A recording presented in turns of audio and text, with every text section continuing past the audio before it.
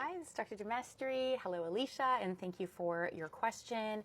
So this is a great one, and it talks about the skin window that I leave after the first stage of a DIEP flap, what its purpose is, and what it's for. So after cancer, you've had your mastectomy, you've had reconstruction with the DIEP flap, transfer of mostly just the fatty tissue from the abdomen to the breast, sometimes with a little piece of skin.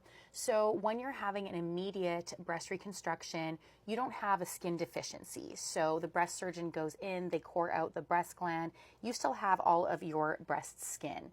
Now, whether or not you have your nipple just depends on whether you were a candidate for a nipple-sparing mastectomy. So I often will take off all the skin that comes from the DIEP flap so that everything is nicely tucked under. We don't have any evidence of the tissue transfer.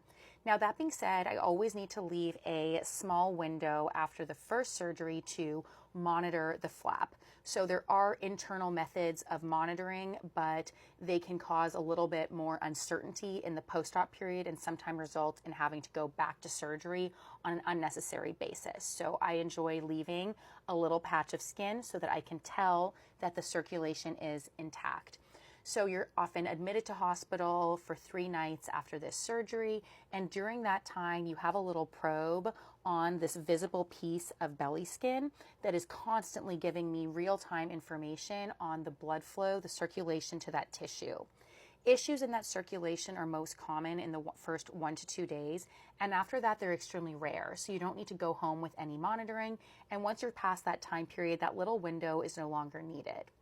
So I will refer to it sometimes as a skin patch, a skin paddle, or the window.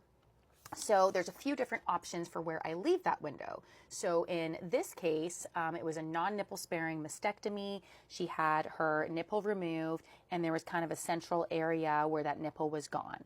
So I used her belly skin to create a little patch. So that little highlighted area is a different skin tone, and it's skin that comes from the belly. Then in the future, that area can be shrunk down to be the size of the areola. It can be tattooed, and that becomes the new nipple areolar complex.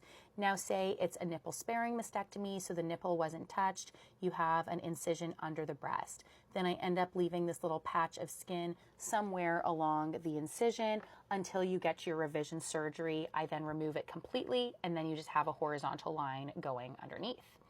Or if you had a nipple sparing mastectomy with a vertical incision to access your for your mastectomy, then I'll leave that little window or that little patch going down there, and in the second surgery, remove it, close it as a straight line, remove that last little bit of evidence. So it depends on a few factors where that little patch will be, but you will have one after that first stage, either removed or tattoo concealed in the second. Have a great day.